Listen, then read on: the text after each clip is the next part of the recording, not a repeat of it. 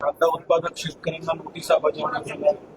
संघटनेच्या नेत्यांना तर पोलिसांनी त्याच्यावेळी देखील काही लोकांनी त्या ठिकाणी घोषणा केली की कांद्यावर लागतात. त्या ठिकाणी त्याला पोलिसांनी तातडीने ताब्यात घेतला. गोंधळ पण झाला असतो. आता या दोन्ही नाशिक मतदारसंघाच्या दोन्ही उमेदवाराच्या मतदारांपैकी तसे बघितलं तर 13 लाख मतदार हे कांदा उत्पादक शेतकरी आहेत. द्राक्ष उत्पादक शेतकरी वेगळे आणि इतरही सर्व वेगळे. आता कांदा उत्पादक शेतकऱ्याला मोदी साहेबांच्या सभेमध्ये जर बंदी केली असेल त्याच्यावरनं एकच कळतं की मोदी साहेबांचा आणि भाजपचा विश्वास हा मतदारांवर कुठं राहिलेला नाही. त्यांना फक्त शोबाजी करायची होती. आम्ही सभा घेऊ शकतो हे दाखवायचं होतं. आणि त्या सभेमध्ये आम्हाला जे कळालं धुळ्यावरनं लोक आणली गेली होती, नगरवरनं लोक आणली गेली होती आणि काही भागातून म्हणजे खालचा जो नाशिकचा भाग आहे तिथून ती लोक आणली होती.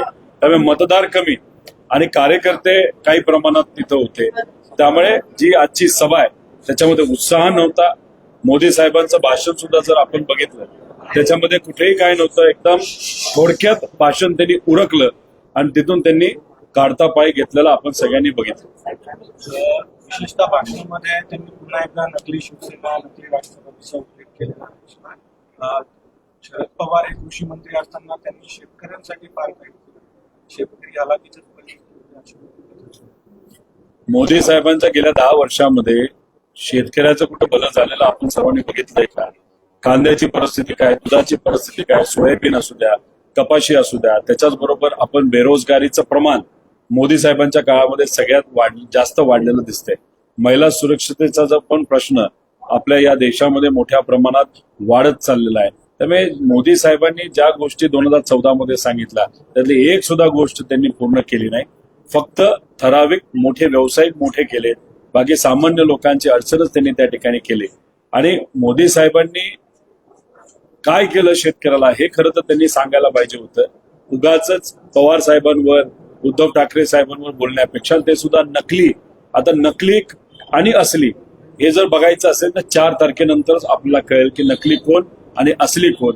असली लोक जे आहेत ते मतदार आहेत ते असली लोकांच्या पाठीमागे. त्यामुळे महाविकास आघाडीलाच यश महाराष्ट्रामध्ये आणि इंडिया आघाडीला या देशामध्ये मिळत असताना आपल्या सगळ्यांना बघायला. पंतप्रधानांनी भाषणात असं म्हटलंय की काँग्रेस किंवा एनडीचा इतका दयनीय पराभव होईल की त्यांना विरोधी पक्षासाठी लागणाऱ्या जागा सुद्धा मिळणार नाही. त्यामुळं शरद पवारांसारख्या नेत्याने प्रादेशिक पक्षांनी सगळ्यांनी काँग्रेसमध्ये विलीन व्हावं असं नाही. मोदी साहेबांना हे बोलावं लागतंय. त्याच्यावरूनच कुठं ते कळतंय की त्यांच्या मनामध्येच भीती आहे की भाजप आणि मित्रपक्षाची अतिशय वाईट परिस्थिती या इलेक्शनमध्ये तिथं होणार आहे. आणि ते होताना सुद्धा आपण बघतोय जे कुठले सर्वे काढले गेले, जे काही लोकांचं मत तिथं घेतलं त्याला भाजपला पिछे हाटच होताना आपण सर्वजण बघू शकतो. काँग्रेसने बजेटचे तुकडे केले असं देखील म्हटलेलं आहे. धर्माच्या आधारावर बजेटचे तुकडे त्यांना त्या बाबतीत काय म्हणायचं होतं हे मला तरी माहित नाही. पण सामान्य कुटुंबातल्या लोकांचं नाही तर त्यांचं जे काही घर आहे, त्यांचं जे काही कुटुंब आहे, नक्कीच त्यांना अडचणीत भाजपले आणलं एवढंच मी सांगता येईल. पण ते कुठल्या रेफरन्स घेऊन बोलत होते हे मला नाही सांगता. त्यांनी असं म्हटलंय की देशाचं एकूण जे बजेट आहे त्यातलं 15% जो वाटा आहे तो मुस्लिमांना,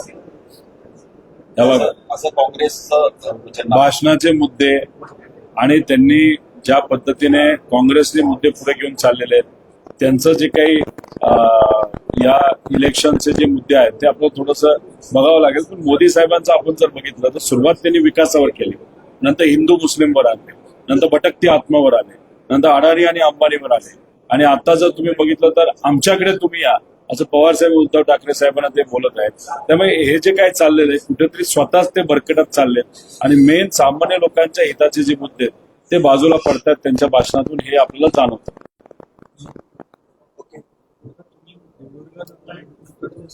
तुम्ही